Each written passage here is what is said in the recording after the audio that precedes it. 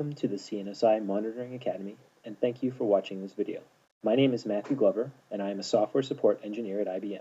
After watching this video, you will be able to locate and download the tcrpdcollect utility, run the tcrpdcollect utility, learn the available options when running the tcrpdcollect utility. I hope you find this useful. Be sure to check the thumbs up if you do. tcrpdcollect is a valuable utility that support uses to determine first failure data capture for the TCR product. This is very helpful for us if customers can first download the utility and run it, to have this as the first piece of information when a PMR is opened. This URL that you see right here is the main location where you can download the utility.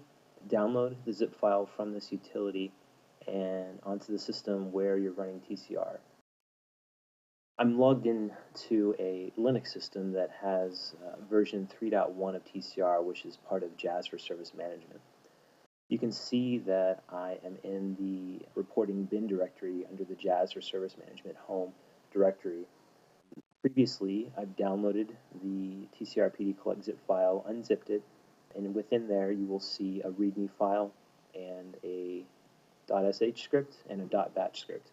I've moved the .sh script, since it's a Linux system, to this reporting bin directory. Put it under this exact location. On Windows, it's going to be a similar location, except it's under program files instead of opt.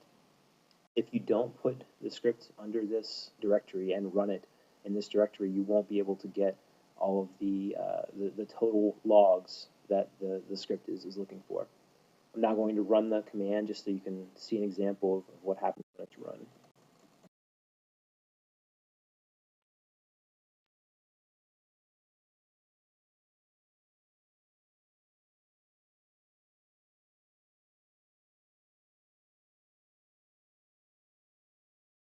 You can see that the default option without providing any parameters is going to be all. I'll actually talk in a little bit about some of the other parameters.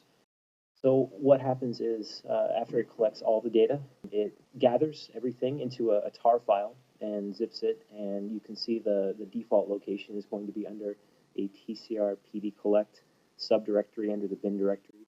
Upload the tar zip file to the PMR, and at this point I'll go ahead and talk about some of the options that you can run for the tcrpdcollect script.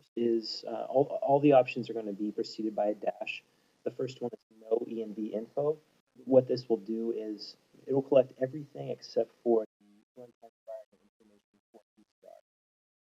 The second option is no logs. This will basically not include every log which is not an installation log for TIP or TCR. The next option is no TCR conf, and what this does is it precludes any TCR configuration file information from being included. The next option is no tip conf, and just like the TCR conf option, it will not include any tip configuration information. The next option is no TCR logs, and what this one will do is it will include everything except for TCR runtime logs. Related to this is no tip logs, and what this will do is include everything except for the tip log. Another option is no DE logs, and this will include everything except for the deployment engine logs. No inst logs, and what this will do is basically not include any of the installation logs for TCR or TIP. And then finally, as I mentioned before, is the all option, which will include everything, all configuration, runtime, and installation logs. But again, this is the default option, so there's really no need to run it. Thank you for watching this video at the CNSI Monitoring Academy. We'd definitely appreciate your feedback, so please feel free to use the comments box below. We'd also love you to click the thumbs up if you appreciated the video.